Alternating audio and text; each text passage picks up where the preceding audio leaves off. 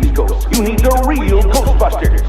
Nice landing, Han Solo. Spaceships and Luke Skywalker sold separately. Batteries not included. That toy life. Don't do that. Do what? Don't say your own line. Oh, is that bad? Yes, it's just. Actually, I forgot I was on camera. So I was just like kind of saying it, you know. It's just unprofessional. Well, I know it. I swear, if I hear somebody ever say the word unprofessional again, I'm gonna get unprofessional. I'm gonna get unprofessional. All right. He's like, you're gonna meet my H and R. H and R. He's like, they're gonna catch my smoke. Y'all are mean tonight. Oh man, just hard. That's all. Just hard. Ray is. I'm stressed. I'm so stressed. Our dryer is busted. Really? Yeah. My dishwasher is not working, so I feel you. Why do you think I opened the credit card? I had to replace the hot water heater a couple weeks ago, so I feel your pain. Oh, I feel your pain on that one too, man, because we had to replace that. $975 later. Yeah. Well, yeah, we still can't get it because waiting for it to ship and get here first, and then I can go out and make the purchase. Right. So right now I'm just like making every piece of clothing try to. It's called adulting, man. Hey, bring them over here. I'll wash them for you. I don't know. I love laundry. I figured that's something weird. I've figured out about myself because I know you need to just drive like an hour or close to an hour to Savannah and then let me do your laundry because I love to do it. Seriously? Yeah, it's weird. It's like, I mean, as long as you have a good system to do it. I mean, I've got a good washer and dryer to do it. I guess I'm content with it, like with doing it, and I separate the colors from the whites. And so don't do that. What's bad is like people listening to this, hearing my accent and just saying that phrase will be like, this is the most racist podcast. Take that out of context and someone can put that in a future political ad against you. Pretty much. Just like you just hear the cut, it's badly edited in. It's like, did you know that Austin Gordy once said this in a podcast? Dun, dun, dun. I separate the colors from the whites. Wow. What? Why did he say that? And then you're just over here screaming, I'm talking about clothes. You gotta ruin the white. What's he talking about? Ruining the white? What? It'll be cut up really good too. I feel like even that kind of humor is forbidden now. Like you can't even have a movie because that would just make a real funny scene in a movie.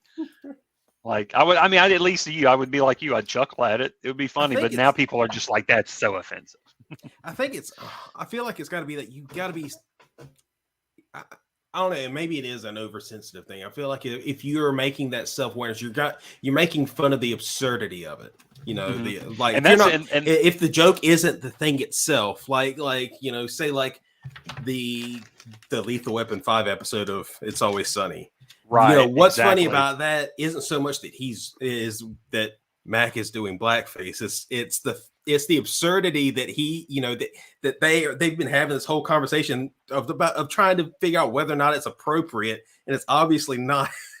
Right, because you're all about like seeing that these people are failing. They just fail at everything. So you're laughing at, like you said, the absurdity of it. I'm a big fan of absurdist humor and just dark humor, dark comedy, and stuff like that. I love it. Well, speaking of absurd humor, Ashley saw Eterals over the weekend. Oh man, tell me about that. How did you like that segue? Tell me about that absurd Marvel movie that you witnessed this past weekend. The lukewarmest, the most apparently divisive Marvel movie ever made at this point. No, okay, so I will say I have to see it again just so I understand everything. Mm-hmm. It's kind of heavy, like not in like heavy in the sort that there's a lot of information to digest, and it's a movie that you really need to see a couple of times just to get all the information. I don't think it was a bad movie at all. I wouldn't even rank it in my bottom 5 Marvel movies. Oh, right? We should get into that. What are your bottom 5 Marvel? Yeah, what are movies? your bottom 5? Yeah, that's a good one. Okay, so I was talking about this online somewhere the other day. Thor: The Dark World is bottom of the barrel to me. Iron Man 2 is right there in there. What was I saying? Gosh, I'm gonna have to go look up because I'm having a brain fart. I've never had that. I've never had that. You know, all three Iron Man movies for me are actually pretty solid to me. Like I don't have the hate for 2 that a lot of people have had. Or Right. at least, I was going to say I actually really like 2. I was going to say I dig 2. I think I'm probably one of the rare ones that dig 2 more than 3. Yeah. But I get why people might not like it. But I personally I love 3. I mean, number 1 is good. Yeah. But 3 is sort of So I found where my list here. Okay. So I've got Iron Man 2, Thor: The Dark World, Captain Marvel, Thor, the first Thor movie, and Avengers: Age of Ultron. Really? Yeah. I really actually like the first Thor movie. I really dig that one. Just because it's Kenneth Branagh directing it. I think that's the craziest thing about it. Okay, and you get the Shakespearean kind of vibes from it. Yeah, I don't think that any of the Marvel movies are bad, but if you have to rank them, right, those are my 5 least favorite. And I debated on Captain Marvel because I actually kind of like Captain Marvel, but I don't think it's good enough to put it out of that lowest 5 tier. Right. As someone who go ahead, finish. I was going to say I just think Eternals probably ranks mid to upper echelon. Okay. Kind of Marvel movie. It's different in the fact that it's not your normal. It's not a normal Marvel movie. I think there's there's more thinking to this movie. There's a huge twist in the movie that I didn't see coming, which is a good thing. I'll say that Angelina Jolie, Jolie or whatever. I like that, Angelina Jolie. Yeah, you think that with a movie with her in it, she would be in it's Jolly in it a lot. Yeah. More jolly. More jolly. She's not in it as much as you think. She's not like a main character at all. So I was kind of surprised by that because when you see her name, you think this movie's going to feature her quite a bit. But I don't know if they're saving her for later on or something, because at the very end it does say Eternals will return. That's the only spoiler I'm going to give. And there's a couple of good end credit scenes. One that connects a lot of dots from other stuff. And one that opens up a door to. I heard about the other one. To a lot of cool stuff. An uncredited voice. Yes. Yep. I'm mad about it just because, really, just a voice. You don't see him at all. You give us those teases and you just won't show him. Yeah. I imagine at this juncture they still don't have a concrete look for him ready yet, or that they're ready to present. Probably not. Yeah, I wouldn't think so. It just opens up like an even bigger world than the Marvel universe that we've seen so far, because it goes back to kind of even taking God out of the picture of the Marvel universe and replacing him with the Celestials and how everything was created from the beginning. So I mean, there's a lot going on in that movie that I think everybody should watch it. If you're a Marvel fan, go watch it. If you're a casual Marvel fan, go watch it, because I think this is probably the stepping stone to something even larger coming down the pipe. So I would definitely see it. Don't believe all the hype of, this is the worst Marvel movie ever. I was shocked at the Rotten Tomatoes score for it. I think it's around 48, 49 right now. But if you look at the audience score, it's much higher. Yeah, it's like in the 70s, high 70s now. I think. But I'm just thinking, usually critics, I think this is the first time I've seen a critic score for a Marvel movie. The critical consensus is that low. Normally the lowest I've ever seen is maybe in the 70s. Yeah. I think Marvel, Captain Marvel was in the 70s somewhere, but this is the first time I've seen one that got that low. So I did hear I did hear one of the things, not in terms of wrong, but in terms of something I could see turning certain people off, and it would probably be up my wheelhouse more. Is that it is very lore heavy. Mhm. It is a very they said like there's a lot of exposition that happens throughout. Yep. So like I dig that. I'm not, I can enjoy some lore info dumps. Those can be fun, Yeah, for me at least. Yeah, you definitely need to see it. Yeah. I don't know if it's like go to the movies type. You need to see it. It's definitely. I mean, it definitely looks good on the big screen. I mean, it looks awesome. But if you're not like a hardcore Marvel fan, but you do like the Marvel movies, you need to see it to keep informed, so you can keep the story going. But I don't know if you necessarily need to see it in the theater. I'm just the one thing that's excited me about it is that it seems like it's priming the world, or the multiverse, the universe of Marvel, more for setting people up to maybe introduce down the line, hopefully not too long, but introducing Galactus, which I would love to see how they approach that idea. I definitely think there's some hints in that movie. Yeah.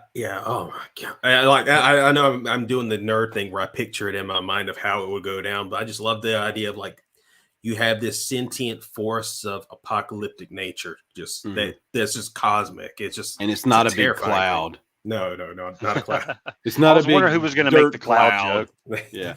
I think that they paid, tribute to Jack Kirby great in this movie. I mean, even the costumes kind of evoke that Jack Kirby vibe to it. So they didn't stray. I know some people are saying, "Oh God, the costumes are awful," but they didn't stray too far, from that Jack Kirby look.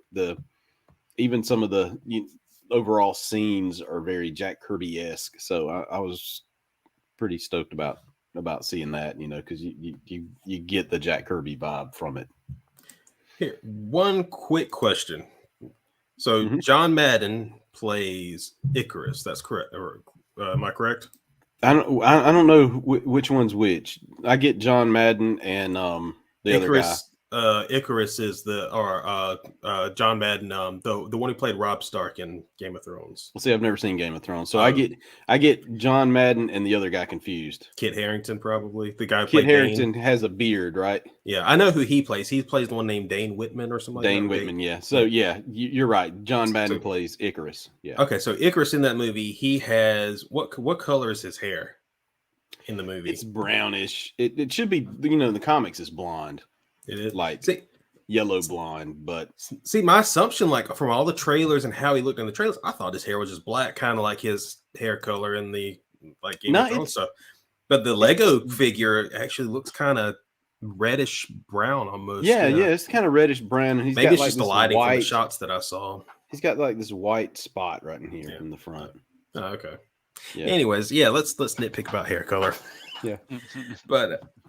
Anyways, we had some toy news this week.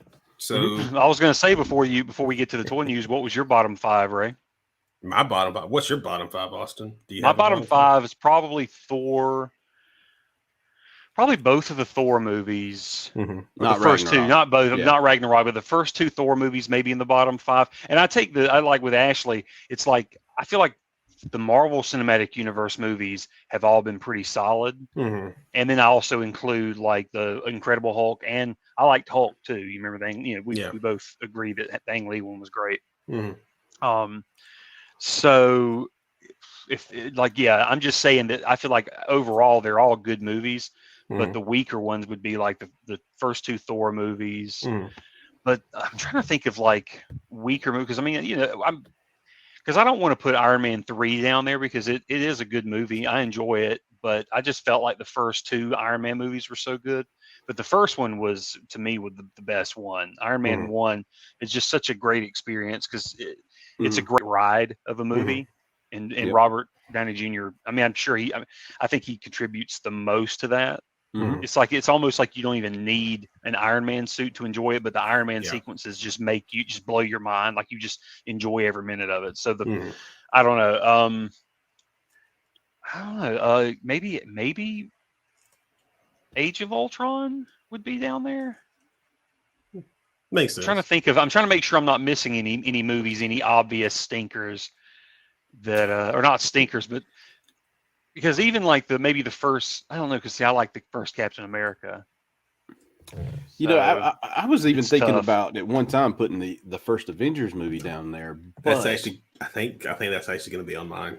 Right. But Seeing that, it's and kinda that's where we would, blasphemy. because I actually like that movie, and seeing and I think you also Mine are going to be a maybe bit blasphemous. yeah, when I get to mine. maybe I'm trying to think of I'm easier with a bottom three because 5 is kind of big, Yeah. but I don't know, because I really do. I enjoy in so many ways a lot of it. I guess like the ones that I try to rate it by the ones that maybe have the least enjoyableness to it. I don't know. But anyway, what's your bottom 5 or 4 or 3? In no particular order, probably definitely Age of Ultron. I came out of that really that was the first time I kind of stepped out of a Marvel movie thinking that wasn't what I was expecting walking in. Yeah, I think it's because of agree. James Spader. It was they set up James Spader so well. It was such a good layup. You had perfect casting because he's great at villain roles, and then it was just played off as a joke. It was much more about him being a funny, menacing instead of just terrifying. But Age of Ultron, probably Captain Marvel, because I finally watched that. I mean, and it's all right. It's fun for a watch, but there wasn't much to her. It didn't feel like as a character. Maybe they need to build on her. Maybe The Captain Marvel. Yeah, like I think I agree. Yeah. I'd probably put that down there. I'd probably agree with you on the Age of Ultron and with Captain Marvel. Well, I think my problem with her was they did that trope in movies where it's almost like they try to make a character flawless by saying, their flaw is their greatest strength. Is that kind of thing? It's like she couldn't stop being stubborn, and that's her greatest strength.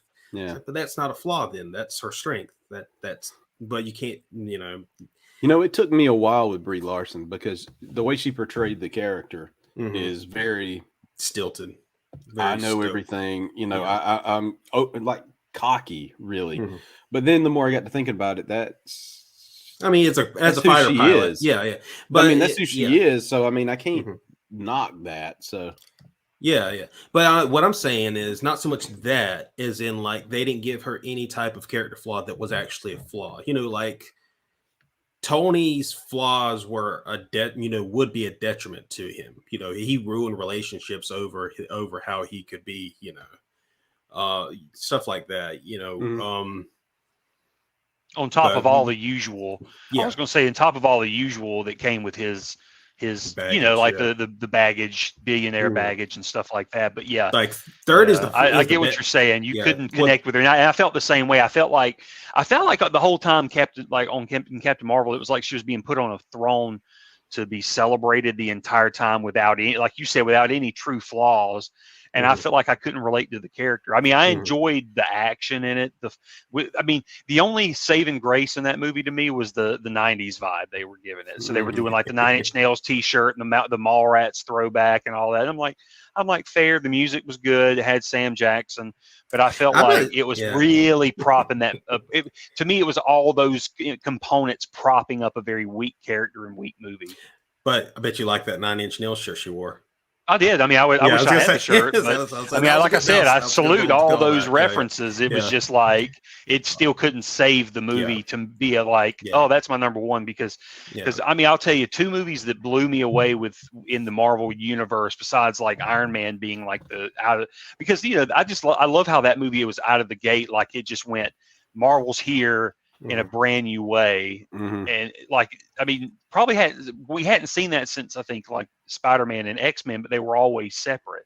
This was something like we just knew that something on the horizon's coming. But anyways, I would say Guardians of the Galaxy and Captain America Winter Soldier were the 2 movies that just floored me. It took the Marvel movies in new ways and new heights, and in terms of not just Game like changers. the story. Yeah, they were game changers. It was not just in terms of story, but also just in the way they were making the movies, how they looked, and just the technology. It was like I feel like they were like, okay, we nailed it. Like with Guardians of the Galaxy, I'm like, they nailed it. They got the sci-fi action. It was just comedy was perfect, spot on, boom. And then with Winter Soldier, it was like that espionage thriller action was just boom, boom, boom. Everything they threw in there was like to the max. And with me, I'm a big action movie fan, and it was done so with like the most practical effects, and the hand-to-hand combat was it was like they were really game changers in that movie universe. It was kind of like I think what they're talking about with Eternals was, I think Eternals has got it's a indie director, right? Chloe Zhao. Yeah. I was going to say, I think she was like, I think she's Nomad. That's what I was going to say. She was like supposed to be more of like an indie vibe director that they were going to give a big blockbuster movie, give her the reins to. And so I think I had heard some complaints about that, like, oh, that's not. You don't do that. You don't pick people to do those kind of movies. And I'm like, why do you say that? Because like, look at Christopher Nolan. You know what I'm saying? Who would have thought somebody like a Christopher Nolan that would, I'm just saying, like, look at somebody like that who would, Memento would obviously be could be an indie movie, or was an indie movie really. But I'm just saying something like that. And you told me, oh, that guy's going to make the Batman movies and stuff. I'm like, no, he's not. I mean, or it's like, I don't know. It's kind of, but the thing is you have to, I like those elements, and the fact that Marvel is starting to bring that in, at least is, I like that they're taking those kind of risks. Like, let's give them a chance. I know sometimes I guess it doesn't work. Wasn't that sort of the situation with Fantastic Four, like the reboot? Well, that it was like an indie director, and then like the writer, and then the director, all that stuff kind of went out of. Reading up on that, that was just a whole mess from beginning. That was to Josh end. Trank or whatever his name was. Yeah, right. Yeah, Josh Trank. Yeah, sounds right. And he was, apparently, according to reports, he was a bit of a problem on set. Yeah, and that movie was, I mean, maybe the first half was decent, but then the second half turned to just garbage. Yeah, it definitely looked like it was a very, it was almost like it was basically an unfinished movie. It felt like when I watched it, it looked like there are just large chunks of it just gone, just we hadn't got there. I'm sorry, we forgot, we couldn't make it, so this is what you got. Yeah, I think okay. So I had Age of Ultron. Captain He's Marvel. like, peace out. Peace out. I'm done. Yeah, and this is me coming from where I am now with the movies and how it feels about them retroactively. So I actually think the first Avengers might go on there. I go back and look at it, and sometimes there's so many weird directorial decisions that happened.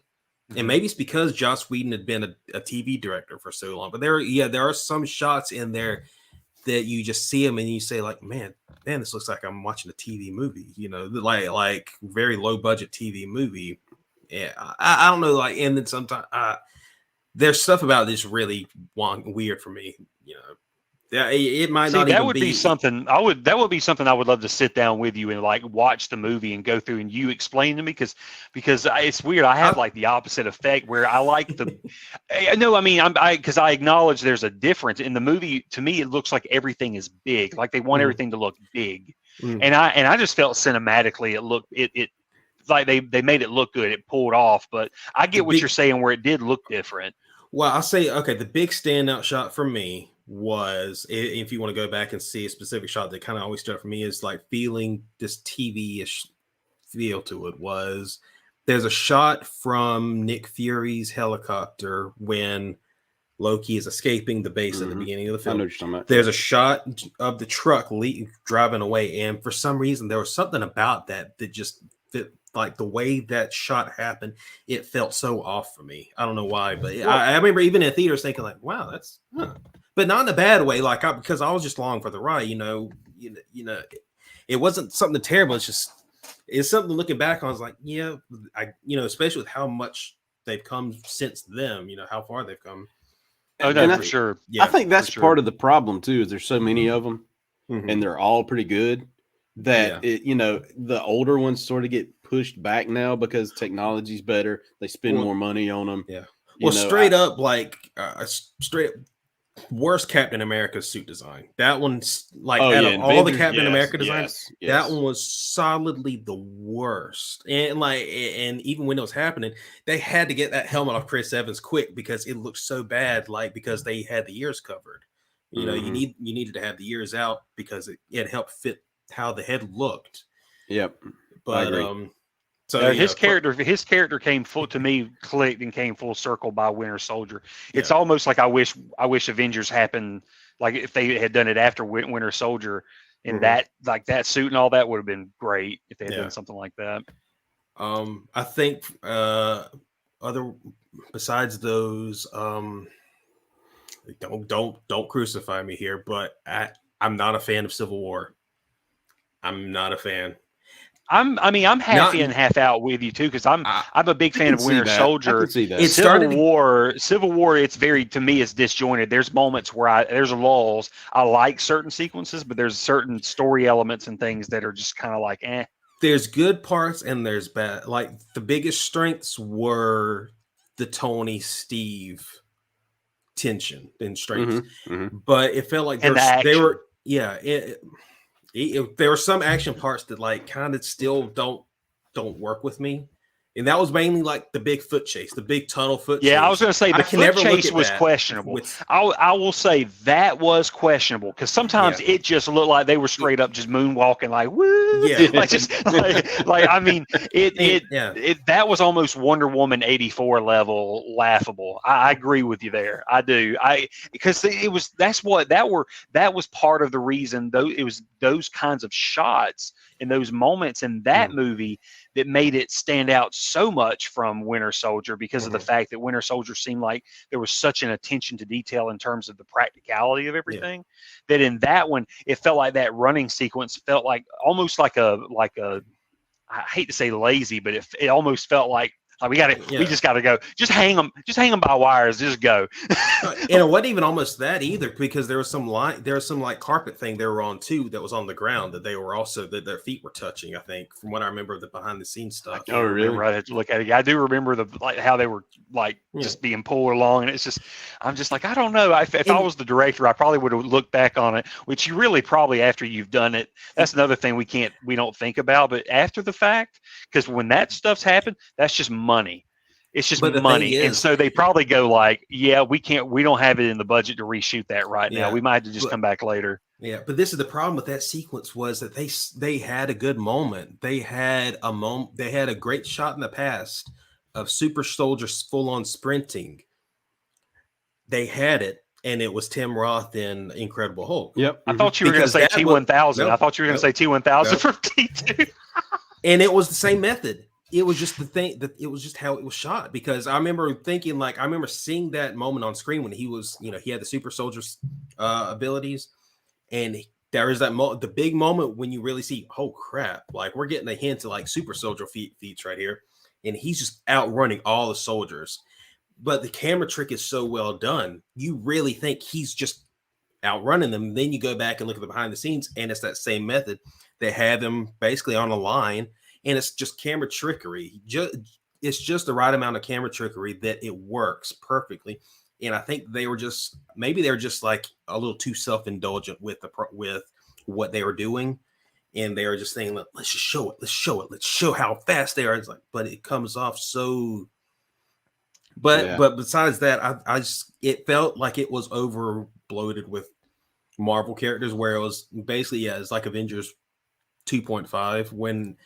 It could have been fine with just Captain America. Captain America and maybe one other person like Black Widow. Just Captain America and Black Widow versus Steve and Bucky and Falcon. I was about to trying to remember his actual character's name. Sam Wilson. Sam. Yeah. It could have been them because there's that history already with Natasha. She knows Steve from, Steve and Sam from Winter Soldier. So it makes sense to bring her back. Yeah. Just, I felt it didn't need all his characters. It felt like there were being excuses to see, let's get as many Avengers as we can to fight so we can do Civil War and have the title Civil War. So I mean I think that's that reason for. So that would be the 4, and then maybe number 5, maybe Far From Home, Spider-Man Far From Home. The last one. Yeah. Okay. Yeah, I was gonna say I need to because I don't even that one didn't even really impact me like the first one did. So yeah, I agree with you. I probably need to rewatch it to give it a fair shake, but I'd probably put it down there. Yeah. I mean they need more. He needs to finally step out of Tony Hawk's shadow. With He needs to really do. He needs to get. He needs to go to street. He needs to get off the vert. Yeah. He needs to go to street. Tony Stark's shadow. But and that's what it was. That's what it was about. It just didn't do much for me. It felt like they could have done more with it. And the whole multiverse idea, that's been a bad thing Marvel's been doing. Is they tease one thing and then they kind of let you down with it. Like the whole tease of like, oh man, this man's from another universe. Because that was one of the big promotions, because they were trying to trick you into thinking maybe he is really a hero because he's from the multiverse, and everybody else is just thinking, no, he's not. Why are you trying to trick us? But maybe they've learned their lesson, because the next one looks pretty good. Like it's really the multiverse. Yeah, finally. They're not no games this time. Did you see the leaks yesterday? I saved the picture. The pictures. Yeah, Which one? What are we talking about? The leaks from Spider-Man. Yeah. I saw those two. I was wondering if those were the two pictures you were talking about. Yeah. I in case you didn't know, I didn't want to spoil it. In case you didn't. Spoiler. No, what I saw was first picture was the 3 Spider-Men together, and the other one's like all of them at the table is like Tom Holland, Charlie Cox, Happy Hogan, and Aunt May. I think. Is that? Am I missing anybody, or was that all? That was just them. No, there was Daredevil sitting there with them. Yeah, so that's a cool inclusion. Which I love the look of Toby. I might have said it to somebody else, not y'all, but the haircut I was getting a full on like Spider Dad vibes. Like this is a Pete that's probably a dad at this point. Because he's looking like he's probably a dad. Like he's probably on the verge of retiring being Spider-Man at this point. I love it. I can't wait to see Green Goblin again. That's what I'm ready to see, because I love Willem Dafoe and I love the Green Goblin. I mean, they're probably going to try to wipe out the mask. It's probably not going to happen at all. No. Check out the poster. Look at the new poster. Well, the poster, it looks like he's got the helmet on, right? But I can't. It's so far back, you really don't have any detail. So it almost looks like he could be wearing something else, but showing his face. But this is the funny thing. It looks just like it's a Photoshop of like the early promotional picture of him in the very first Spider-Man movie, just copy and paste it onto the poster. That's what I'm saying. It could be just like the little stylistic shot of him in the suit that they use all the time. It feels like it was just that picture just put in there. But so far back, it's almost like, on the back of a penny, you can't see the Lincoln Memorial. Yeah. But no, but I mean, I can't wait to see that, because I did hear some stuff about how he's pretty much going to look like that, but he'll have like a bag of bombs or whatever on his side, or whatever. That was something I'd read about in the leak. But speaking of all the Marvel stuff, are any of y'all excited about the change over to Marvel, where they'll have the IMAX experience with the Marvel movies? That's something I got. So apparently they're going to add on the feature. It's basically they're going to update all of them. There's not all of them, but there's, I think, 12 in all. Here, I'll look up the full list just so I'm not giving y'all a bunch of. Well, I finished up Endgame because that's a long movie, and I'd been watching it for a little while, and I finished it this morning, and it already had IMAX something. Like when you click on a movie to watch it and it brings up the info about it and stuff. It already had IMAX something on it this morning. Okay, maybe it changed today. I thought it was going to be Friday, so maybe I'm wrong. But this is the movies they're going to add to that. But the movies Shang-Chi, Iron Man, the first Iron Man, which is it's Shang-Chi. The first Iron Man. I'm Southern and ignorant, so. Both Guardians of the Galaxy movies, Captain America Civil War, Doctor Strange, Thor Ragnarok, Black Panther, Avengers Infinity War, Ant-Man and the Wasp, Captain Marvel, Avengers Endgame, and Black Widow. All of those are going to get the IMAX upgrades. Hmm. Now, I was basically, Ray, what's going to happen is you'll be able to watch them and they'll have like the sequences, probably not the whole movie, but I bet there'll be like sequences, like action sequences where it'll expand to IMAX ratio, and not like the DC stuff that Zack Snyder was doing where it's like true IMAX and it's in a box. It'll just be like the expanded stuff. And I'll say that I have seen Guardians of the Galaxy, volumes 1 and 2 and Civil War. I've seen the IMAX, but it's only if you have the 3D versions was the only way you could see the IMAX sequences on home media. I feel like there was something else that did that too. Let's see, I got Captain Civil War, Guardians of the Galaxy. There was something else that did that. I don't know about Avengers Endgame because I have the 4K and it never had any. That's going to be another thing is the Infinity War and Endgame, because I have them in 4K and they don't have IMAX sequences. Mm-hmm. To see that, I can't wait to see what is going to be in IMAX. It's just going to be. I'm a sucker for that kind of stuff. Imagine anyways. Iron Man. Imagine for an Endgame, everything after they get back would definitely probably be an IMAX. Endgame, everything after they return, because that not long after that's when the snap reverse happens, and then I think everything would be IMAX at that point. Probably, or at least IMAX sequences, because that's the craze, man. I love IMAX, and I just like the fact that the Disney Plus is, to me, as far as I can see, one of the first people to jump up and boast we're going to have IMAX sequences, like we're going to do this stuff with the Marvel movies. Yeah, because I mean, Netflix never did that as far as I can remember. I mean, I don't know if The Dark Knight was ever on Netflix or anything. But I just remember a lot of times you wouldn't get those aspect ratios and stuff in some of the streaming sites like you were supposed to. And it kind of confused me, but I'm just like, whatever.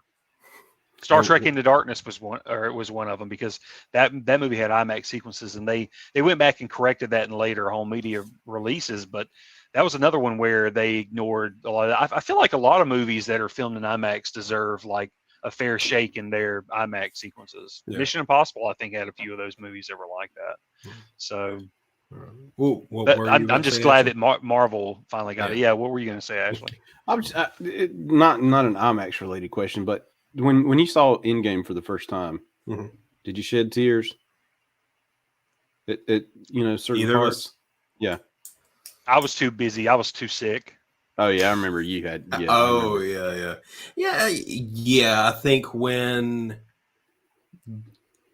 his final speech, his hologram speech, I was really like, I wasn't in tears when he in the moment, the snap moment, but yeah, his final speech, almost kind of like his farewell. Yeah. Because it was more than just the character being dead. It was also that he was kind of saying his farewell, to this world that he really helped, grandfather build it. Yeah. And it's him. And then the final moment where, he looks at Morgan, at his daughter, and, does the little line, that still, like, even talking about it right now, that does give me goosebumps. Like that was one of those perfectly done moments. Yeah. Dude, I've seen this movie about 8 times now. Every single time. And like this morning, I made the mistake because I had 30 minutes left to watch, and I watched those 30 minutes this morning before work. Man, I was like snotting and everything, and my wife, what's the matter with you? Allergies. I got the Ngame virus. It's so weird, like the Russo brothers, and also their writers, McFeely and what's the other guy's name?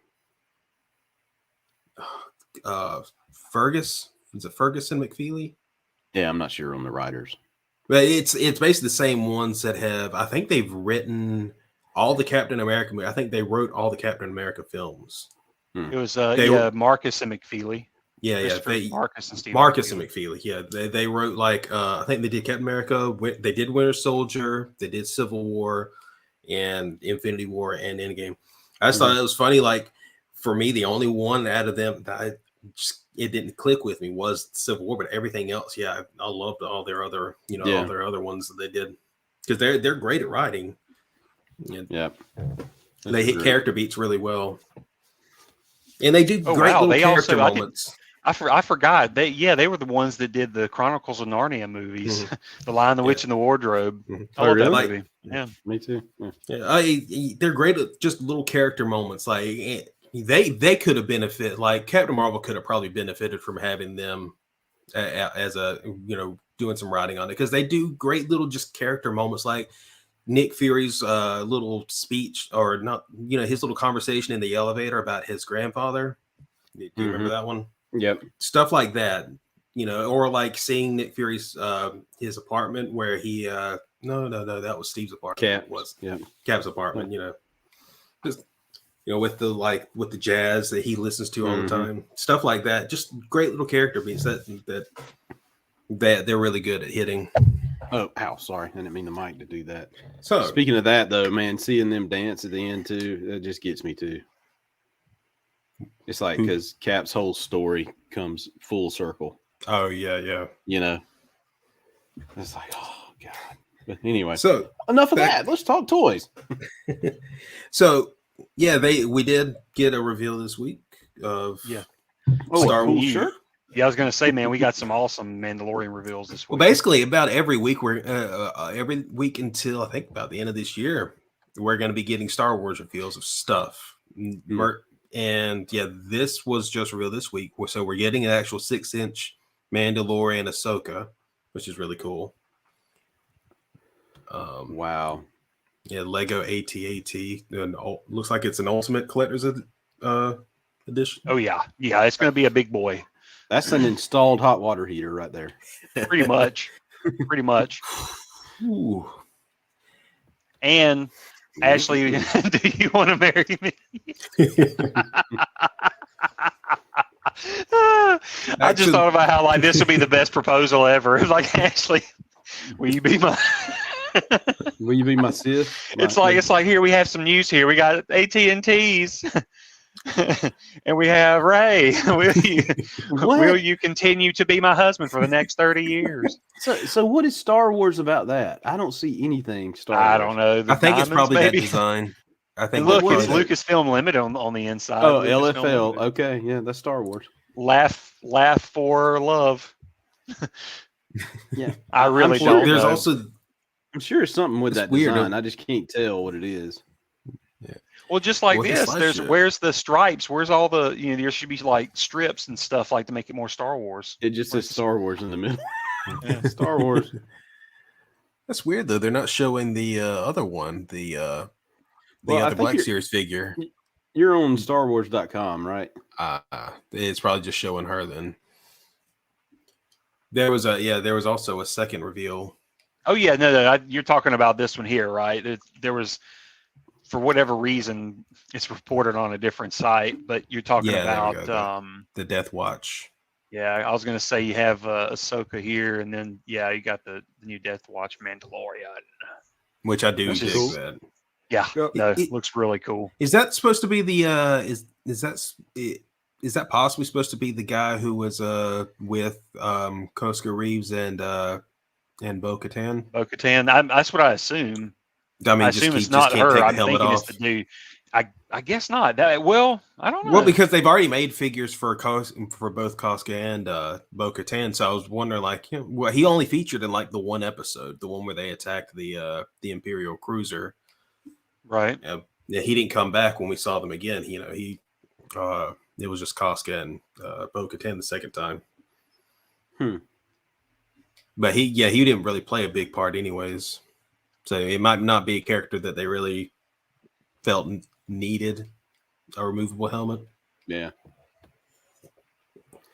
But I mean, that is her. Isn't that her group though? Death Watch. Yeah. Or is that not her group? I'm not that well versed in Bo-Katan stuff. Yeah, I don't know. Death Watch was something that was what's his face's group, wasn't it? If you look back in Clone Wars, when they originally introduced, when it's Pre-Vizsla's group, maybe I haven't I'm not an expert on Clone Wars by any means. I just know that Pre Vizsla was voiced by Jon Favreau. That's it. And then but I'm saying, let's see. I mean, but the Death Watch. I mean, Death Watch is part of Bo-Katan and remember Bo-Katan. You know, their what's her name? Oh God, no, it's not Pre Vizsla, is it? Pre Vizsla was Jon Favreau character. Yeah, he's the dude. That was the dude. Also, the which is cool because what was her name? It was the mother, right? She was like mother the of Bo-Katan. No, it was the mom for the Rebels girl. Oh, yeah, that's Sabine? right. Not Bo. I was going to say I was getting her Sabine's mixed mother? up. You're right. Sabine's mother. Yeah. Okay. But I was going to say Death Watch Mandalorian. That's I do like that design though. That blue shade looks really cool. Yeah, that's Death Watch. That's the Death Watch because the Death Watch Mandalorian's the dude that's with the other two in the. No, I'll just be part of them. Yeah. I'm very content with Hasbro continuing this trend of making these removable helmets for these Star Wars characters. I really like it. Like with even like the Fennec Shand coming with a removable helmet. For sure. No, for sure. I agree. But no, there's also, I was going to say, I mean, it's pretty much related because it's Hasbro, but you know how basically, and I called this a long time ago, but they, you know, Hasbro's you did bring taken up over. this. I was going to say they took over the Ghostbusters line and licensing and stuff. So they were putting out some pretty awesome Ghostbusters toys. And so they did the Neutrona wand, you know, for the proton pack. But the thing is they had a connector to it, like it can connect. You can hook it up to a proton pack. You can hook it up to the cable that goes to a proton. And it also has the locking mechanism on it, so that you could lock it onto something. Lock it onto the side of the pack, like where it goes. Yeah. So I'm like, it's obviously built to do something, to function. And then Hasbro came out finally with this news, and I'll share this link here if I can do it with my old fingers. Oh, I'm so old. Man, I'm telling you. The detail on this is incredible. But no, HasLab has finally announced that they're doing the proton pack, the Spanglers, and it's obviously going to be Spangler's proton pack to go with the Spangler wand, because see, obviously the wand doesn't come with this. It's got the piece there, like I was saying, that you can where you can connect the Neutrona wand, like just lock it in there, and I guess you'll have the hose or whatever that goes with it as well. Austin, the other thing I've wondered about. Go ahead. I was going to say, Austin, you have 31 days. You have 31 days to overfund this thing. Yeah. It's $400 is not bad, because that's think not about bad. it, That's why I was thinking, like, this is in that feasible range, and and you can probably get the Neutrona one. Yeah, and you're not paying it until actually it's ready to go. Yeah, I will say this. No. I thought you pay for it as soon as it. Hold on, where does it say? Oh, no, I think it will now. You'll pay for it. Yeah, in 31 days. December 13th. Oh, you pay the $400. Yeah, in 31 days. Because basically what this is doing is you're raising the funds for them to start building it. You are the producer. Yeah, it's like a Kickstarter. Okay. That looks. But I will say really this: cool. This is, and I could be completely wrong here. Maybe Ghostbusters fans can speak up, but I think that you'll have to get a what is that thing called? You buy them at the Army Navy store, but it's the camping packs that you put on your back, because I feel like you're going to have to attach it to that. Does it have? Maybe not. I mean, because it looks like it's got this back to it. But I feel like, unless that's just the way it's supposed to be, that you're supposed to have that. There's a rack here that kind of goes on your back. I can try to see if I can look up, like. I don't know, man. That looks like it's ready to go. I mean, pretty much. But I'll just show you what I'm talking about here. If I can find, like, how an original proton pack, like what it's actually made of, or like what it's resting on when it's on like one of the Ghostbusters. It's usually like it's not an A-frame. I'm trying to remember what the actual thing is called, but it's basically what you use, like military used it to hold your camping equipment, like your knapsack and all that. All your camping equipment and stuff would go on your back. or your military equipment. You have your shovels and all that kind of your stuff. rucksack and stuff. Yeah. Yeah. So it was something like. But the biggest question is, are you gonna do it? I mean, I can't right now. I mean, maybe if I didn't have a house, I could do it. But no, But I mean, just think now. and also if I didn't have a PS5, because that was enough money. it's a lot of money. But I mean, Just also think, I wouldn't get it until 2023. But just think, that is all these HasLab items, like the Jabba's sail barge, started out at like $300 or $400. Now look on eBay at those things, $2,000. Yeah. If you don't, do see, 400 now. you're making this under the foolish notion that you think Austin would sell this if he got it. Oh No, wait, no, I'm I'm not just- going to he sell would- it. No, he he's would- just talking no, he about. would have- He's just saying I He would would have regret his it. wife. He would have his wife out on the street with a can asking for pennies before he sold that. No. What I'm saying is, if you don't pull the trigger now, and That's you what I wait- see. I know what you're saying because and you're wait like till I'd you miss have the out. money. Yeah, you're gonna like. Now I got to pay $2,000 for this. if I really want it. I get it from that. Yeah, You know. no. That's what I'm thinking about too. Because it's, I mean, hey, look, I got 31 days. I'll sell some chocolate bars and maybe and some donuts, and I'll get. Listen, your daughters are still in school. Y'all get them to do a fundraiser for me. Krispy Kreme fundraiser. For my Uncle Austin, he's got to get his proton pack for his Ghostbusters school. They're like, oh, okay, but no, I mean, it's definitely going to be really cool. I mean, it obviously looks great from these photos. I mean, they've done a spectacular job. Now, if you go down though, it does have unlock levels. Of like, it looks like the more people fund it, the more stuff that they'll add to it to be made. Like, so if you see the classic bundle, it looks like it has something. What is this? Yeah, see, there's the piece that goes into the. Yeah.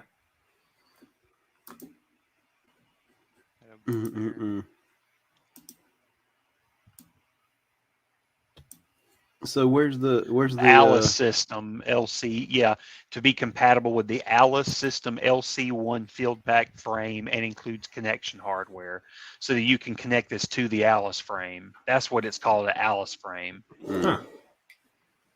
I was thinking A frame. Hey, so I had it right. The Alice not frame. only do you have to spend $400, you have to buy extra stuff just to wear this thing. That's why that's the thing. That's why when you think about it, the prop masters right now usually, I mean, averages about $2,000 for a proton pack, and that's everything. That's usually a Mattel Neutrona wand. Before that, they were hand making them themselves, and that was fine. But now then Mattel put out a Neutrona wand, and so now they were attaching those. And I'm sure now they probably do them with the Spengler wand too. Yeah. But they were doing with the Mattel wands, and then the pack, all the electronics and stuff with it. But I mean, that was on the A frame or the Alice frame and everything. I mean, it was all together electronics. I mean, I don't know. I mean, it was, and plus it was supposed to be like exact screen accurate with all molds and stuff. And plus, I guess you're paying for the labor. Yeah.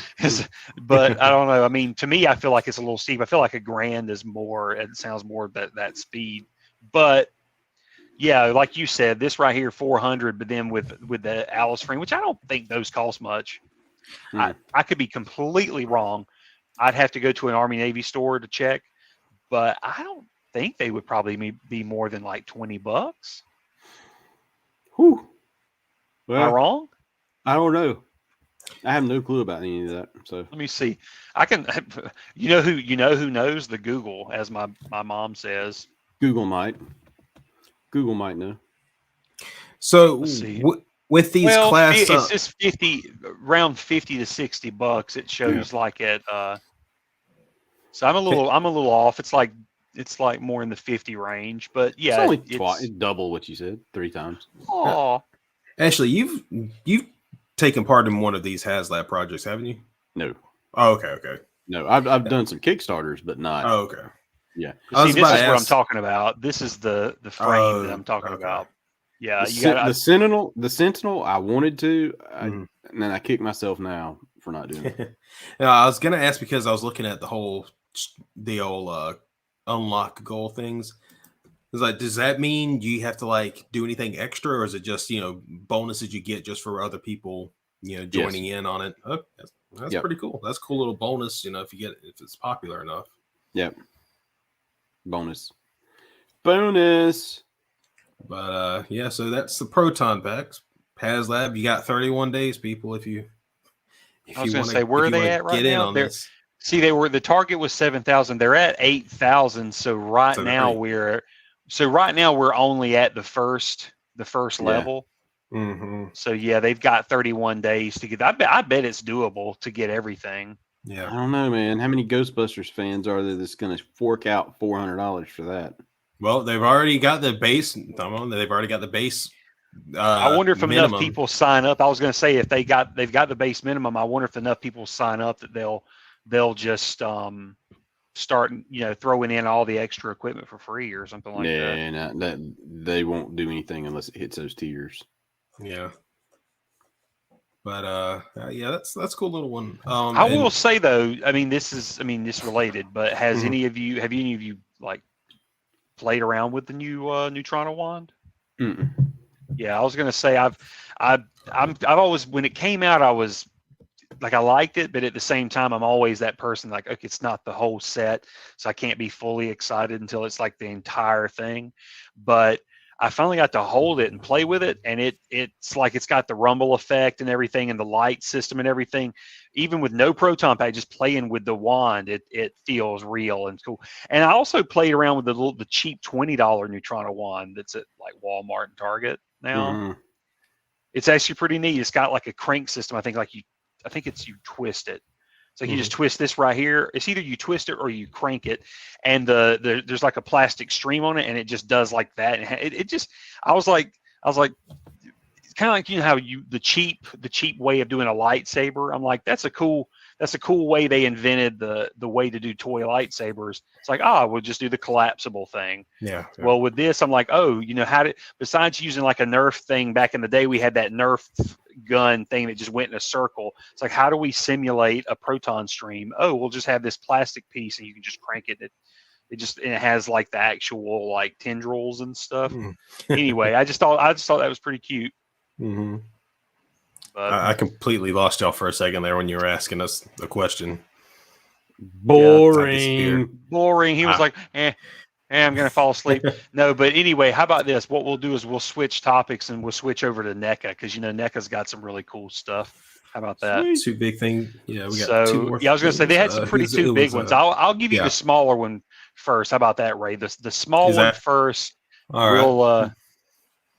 Which is the small one though, in your opinion though? In my opinion, you'll see what because I'm they're both pretty big. They're both one's a 2-pack, both one's big. a 1-pack, but the 1-pack is still a pretty big one. This one's pretty big, but I think you'll agree. Like, I think they just gave us the Doc Brown from the first movie, the one stole from the Libyans. I was wondering when they were finally going to give us this one. That's cool. Yeah, but it looks like like they were using the exact same face mold from the basically the 55. Yeah, no, basically the 55 Doc, which I think maybe the future one does too. I need to look at it again. But wait, so this is the third one they've done? I didn't think about that. Yeah, so they've done technically the 55. Like one?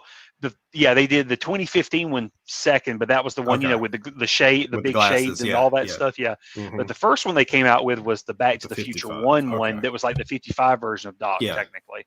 So yeah, this is now the third one that they've done, and I'm sure we're eventually going to get to the Back to the Future 3 version, like the Western ones. Those I'm actually going to be excited for. But yeah, looks like they've been working on it for a while, but it looks good. I mean, I like it. What was the story? How did he come up with the idea of the flux capacitor in 1955? He slipped off it was like he slipped off his toilet. And bumped his head. Bumped his head. Or slipped and bumped his head on the toilet or something like that. Or slipped on the toilet, bumped his head on the sink. Yeah. He came up with a flux capacitor. But So yeah, yeah, but so we got NECA Ultimate came out with Battleground. that. Mhm. But I think this was the better of the two. I think you'll agree. Oh yeah, You know, this is you a know good you'll one. agree. Oh yeah, I thought this was a cool one. Yeah, I mean it's obviously something for purists mainly for the first Teenage Mutant Ninja Turtle movies. Someone who really loved them because it's It's still cool though. it's just I mean, it's from a little specific moment. Yep. But what? Oh, is this the wrong one? This might be. I think it's the wrong one because this looks like just it's a collection of the two. Because now that there's two Ultimate ones, which Yeah. I can't wait to get an me see if Ultimate I can- April. But Oh, here we go. I got you. But no, I This really is, do want the April O'Neil one. Like, I'm Here we not go. sure how Check you that. can get a hold of her, but Link I just sent you. Superhero hype. That I think this is the when one. I get that, that's gonna be freaking awesome. Wow, you still look at superhero hype? I No, haven't that looked was at just that the- since like the early 2000s. No, this is just literally the first Link that result came from. up. Yeah, I'm looking them up real quick. But Yeah, yeah, so they're doing a basically two they pack. made figures for. So is this the one where he's April on and the Casey. swing? Yeah, Well, He's it's on the actually swing kind on of the like front what porch. they they're wore. laying low. Yeah, this is kind of like basically like their kind of general getup they wore throughout the stuff when they were hiding out of the farmhouse. Yep. I think that's Jogging literally pants. all Casey wore. I think she wore that maybe once or twice. Jogging pants and a wife beater. Sweet. Yeah. And you pointed this out, Ray. I think like one of the coolest like things about it. Oh God, I guess they're giving us all of the coming new, along nicely. which that right there is actually pretty cool because it makes me think of my my old Turtles, the disguised Mhm. turtle figure with the Yeah. classic face. Oh, I Oh, love you that. want to pay 50 was for one of that? I don't know if I want to pay 50 for that. I mean, I guess you could probably convince me, but I'm excited mostly about Oh, yeah. the drawings. Yeah, the drawings. Yeah. Oh, and the I turtle just wax. realized the turtle wax. Yeah. That's brilliant. Also, what's Hmm. what's that little can beside? I'm that guessing little this is a bottle beside. This is a wrench. Casey. That's the hammer. This is probably the pencil she did to draw these with, and Mhm. then his masks. That's his like bottle of Gatorade, Gator, or okay, whatever. Like yeah, his yeah. his drink. He was Yeah. drinking because I think he was drinking that on the porch, wasn't he? When he fell, He was eating, when he was eating an it, apple. He's he was eating an apple. He was eating the apple. But I remember him drinking like coming along nicely. drinking something. Yeah, you're right. He was eating the apple. Look at Ashley schooling me on the Turtles movie, and he's like, I don't even care about turtles. Down with turtles. Yep.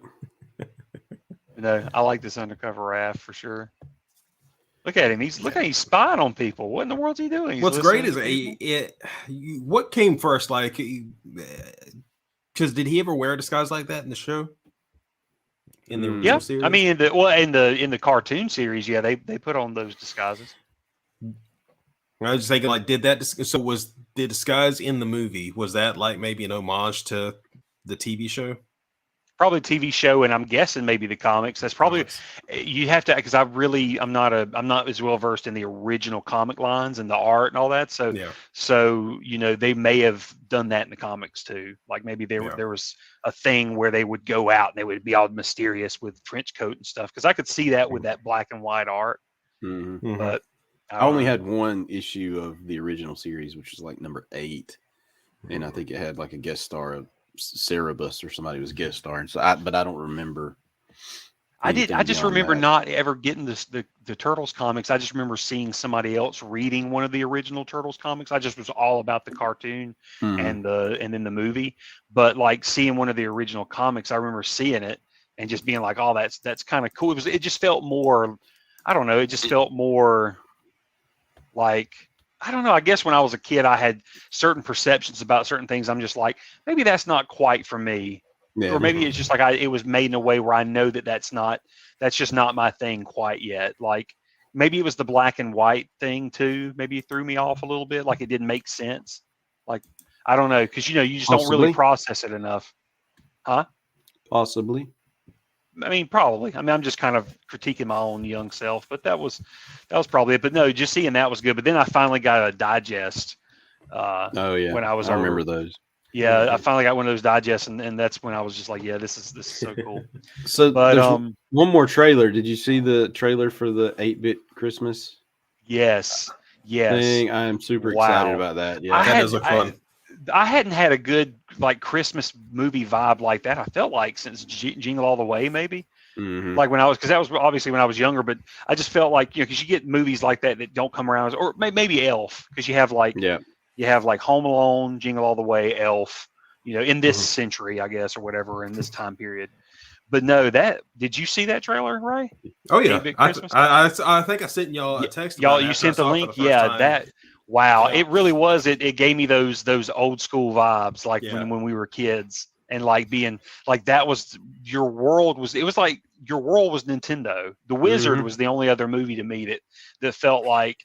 People make fun of it, but I'm like, you know, but that was the reality. Like everybody had a friggin' Nintendo everywhere. I loved the moment where, what was it? They talked about how the kids that had one were treated almost like gods. You had the one kid with crowds of kids wanting to play it, and you had one guy just scream out, a grown man amongst little 10-year-old scream out, I got cold, hard, untraceable cash. Right. It was I'm definitely in on that movie. That trailer was so good. I mean, if it's got me laughing in the trailer like that, I'm definitely I'm gonna have fun watching that movie for sure. And that'll be an HBO Max movie too, so that'll so you don't have to worry about finding a theater. Now, on the other side, the flip side of that, what about the Home Alone or the Home Alone? What is it called? The Home Sweet Home Alone. Yeah, I think we talked about that. I was going to say, well, no. Now reviews are out. Have you heard any of the storyline? I haven't heard anything about that. Yeah, I was going to say, I'm hearing that that they are going for the angle of the criminals being kind of like you're supposed to feel sorry. You're supposed to feel very sorry for them because they're providing for their family. Like they're struggling for their family. So they're like, well, what do we do? Oh, well, we'll rob this rich people's house. And then it's like, I hear that it's like the other half of the movie is because it's so disjointed. It's like, oh, you're feeling sorry for them. And then the other end of the movie, it's like, no, now you're just going to torture them. You're just going to completely torture these people because they are going to hurt. They're going to get the crap kicked out of them by this privileged little kid. And so I'm like, yeah, I know. God, I love you in your James Corden accent. It's so cute. Oh God, that's such a terrible idea. I'm gonna have to watch it. I know. That's what I'm saying. I want to watch it with a group setting so that we can all just like razz the movie. But yeah, I mean, I guess we'll get on to the. But think about this real quick. Question for both of you, because there's another movie that kids. So that kid was in Jojo Rabbit, and the other kid from that movie, the one who played Jojo. He's in a Christmas movie coming up too. Really dark looking Christmas comedy. It's basically like a pre-apocalyptic Christmas comedy. Basically like a family is having like a last Christmas get together, and it looks like basically like a big apocalypse is coming for the rest of the world or whatever. And they're just kind of spending the last time together. And he's in that. And I'm thinking like, this looks like a little bit like one of those artistic dark comedies. And I was thinking earlier to myself today, I was thinking, if I was a kid actor like this, what would I want to be in? Would I want to be in this dark themed movie, which probably has some funny moments, or would I just want to be in a Home Alone movie? Home Alone, I don't care how crappy that movie is. I would probably be having the time of my life acting in that, running around. Plus the fact that Disney's involved in it too, so you're just like, I'm in a Disney movie called Home Alone. Again. I mean, no, but other than that, yeah, it's probably gonna be a garbage fire for sure. But I don't care. But I know we're running really high, like we're going overtime. But I know Ashley and I had some hauls this week. So Ashley, you want to go ahead and show us your goodies? Sure.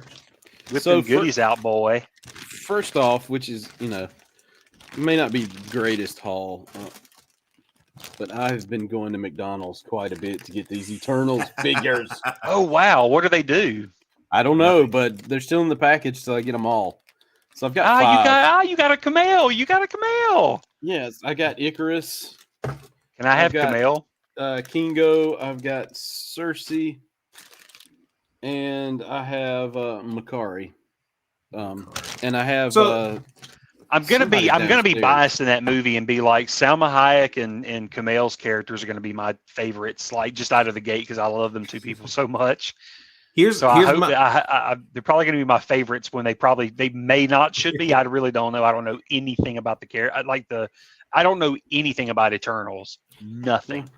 Here's a quick question you can just answer a quick yes or no on for Eternals, because a lot of the characters' names seem to have names of people throughout different religious mythologies, different cultural mythologies. So are these people supposed to be basically a basis for where these mythological characters came from? Like, does that ever show up like as a line or something throughout the movie? Yeah, it's like Icarus obviously has that, and then Ajax, Cersei, all have kind of bases. Oh yeah, they talk about stuff like that. Yeah. Oh, that's cool. Okay, yeah, that sounds awesome. Gilgamesh is a really crazy one. It's like, really awesome. Yeah, but they mention it. They mention it. Okay, so Lady Deathstrike, Marvel Legends figure. She's out of the package. I've already opened her. She's really for whatever reason she freaks me out because like seeing that version of her and then the movie version and just thinking about those claws like digging into you, like it just like it hurts, like it just freaks me out. Steppenwolf. Yeah, Entertainment Earth sent me that one. Yeah, to review. So, have you tried standing him up yet? Yes, he stands up pretty good. Yeah, I mean, on my shelf, yeah. Okay. Leaned against the wall. Now, I don't know if I showed this last time. Did I show this one last time? I think so. Yeah, we talked about that one last time. Yeah. We'll take him out. Spiderhead. Let's take him out then. Okay, so I went and finished off the Captain America wave. So I got Zemo. So is this Zemo from Falcon and Winter Soldier? Is that the version? Yeah, from the show, I think. And I got Bucky. So now Bucky. I have all the pieces to complete the wings for Cap. Then I went to Top Dog Comics because they opened up their new store, and it is huge, by the way. I mean, massive. It is crazy. And I bought just one of the figures I needed because I need this piece for Caliban. So this is Forge from the X-Men. And I caved and I bought a 90s X-Men toy. Nice. $5.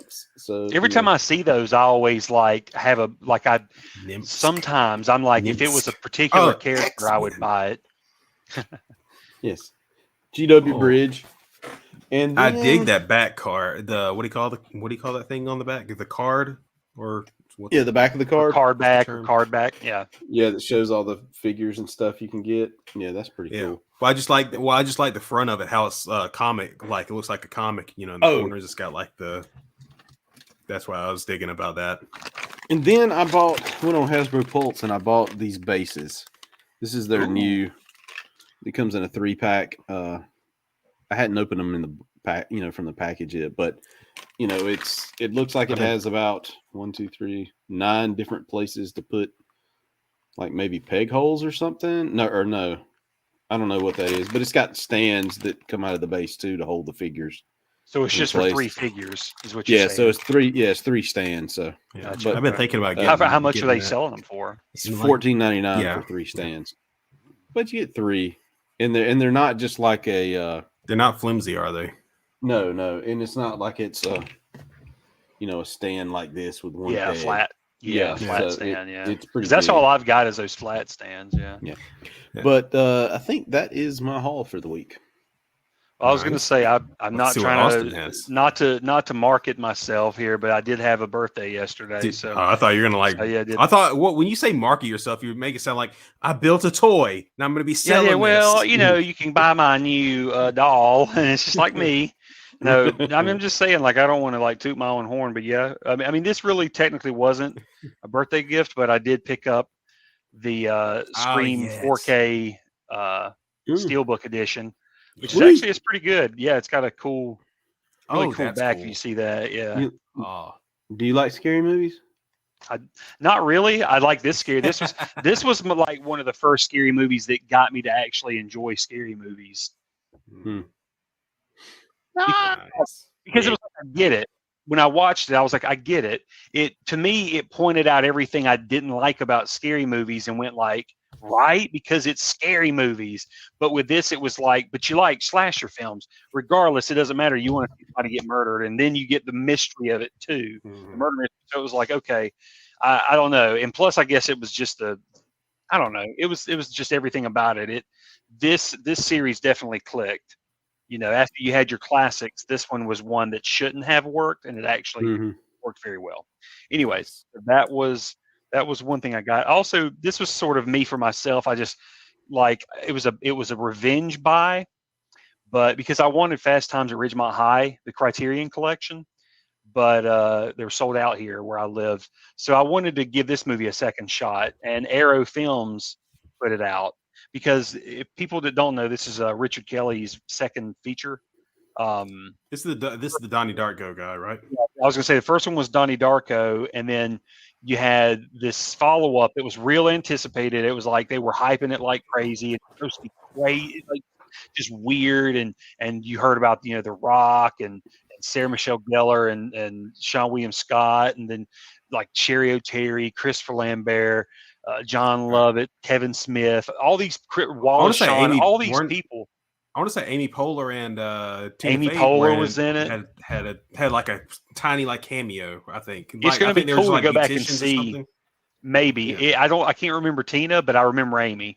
So Tina is going to be great to go back and see Tina in this. But anyway, I don't know. I remember watching this movie and being like I was half in and half out of it. Like I liked it for the imagery and some of the acting in it. I thought people gave it a good go, but I don't know. It felt off, but it was just, I don't know. I needed to give this movie a fair shake and never went back to it ever. I only watched it when it first came out.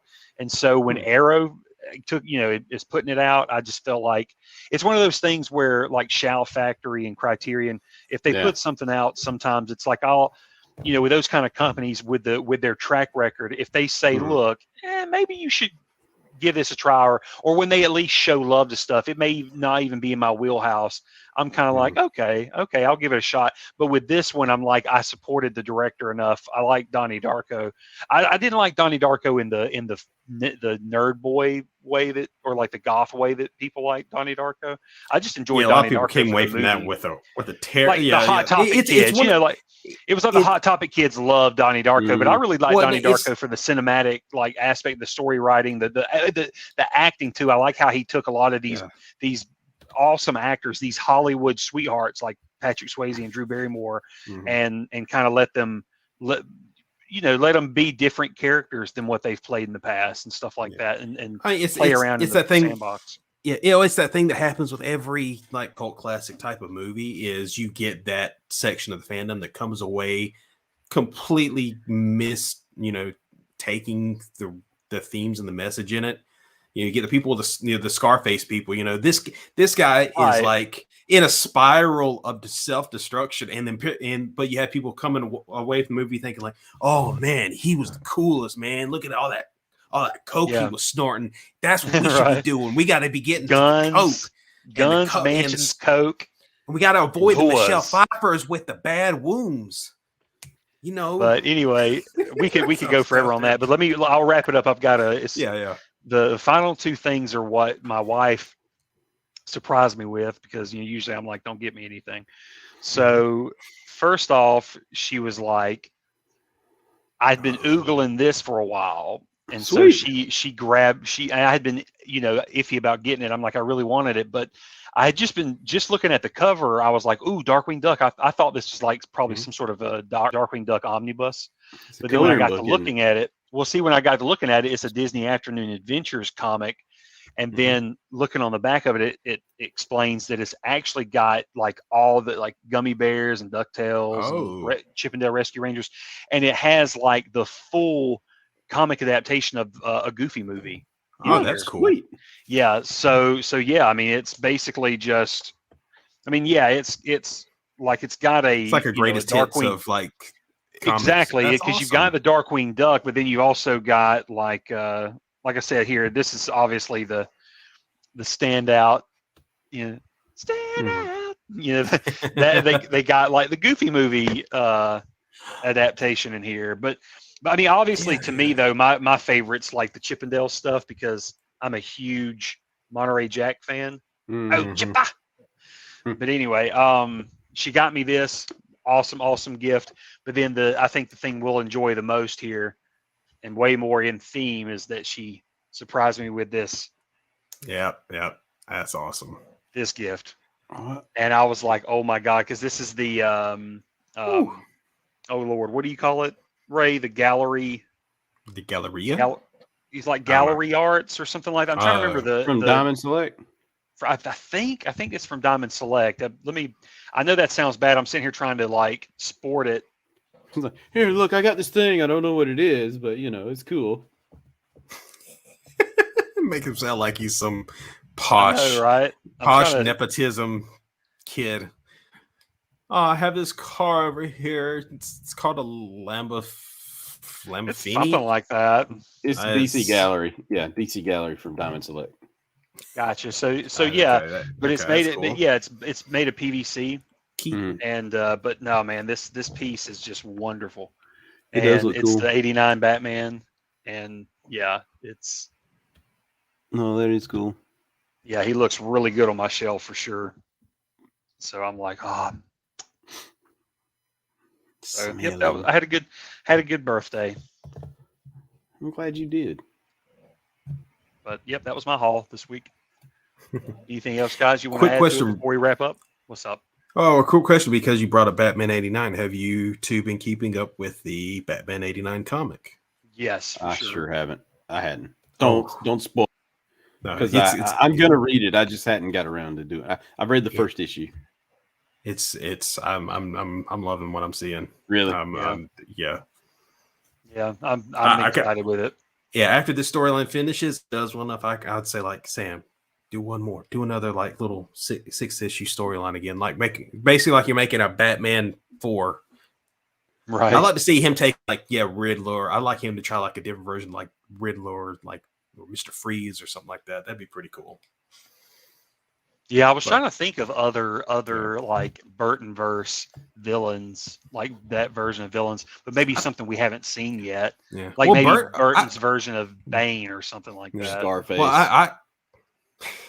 Well, like Riddler seems primed for Burton-verse. Like for sure. Yeah, he'd be a perfect Burton-verse villain.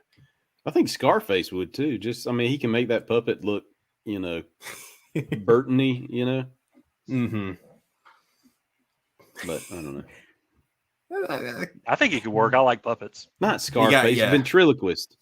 Ventriloquist with the Scarface. Wasn't the dummy? Well, Scarface is the dummy. Yeah, ventriloquist. That's what I thought you were talking about. But yeah, I feel like he'd have to be like a side villain or something like that. I'd have a hard time seeing him be pulled off as the main. No, that would be way too goofy.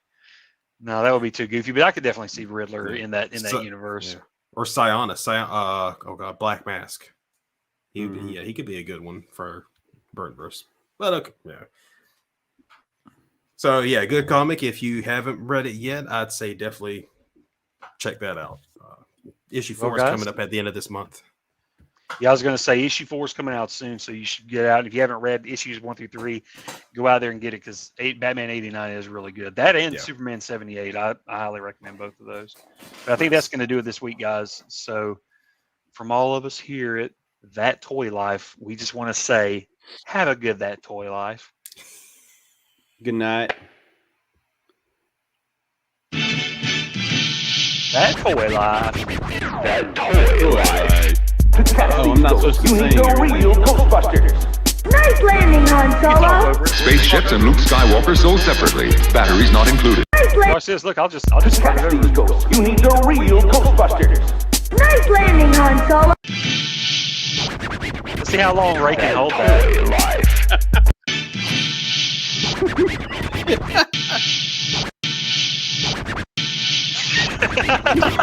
That Toy Life. To catch these ghosts, you need the real Ghostbusters. Nice landing, Han Solo. spaceships and Luke Skywalker sold separately. Batteries not included. Later.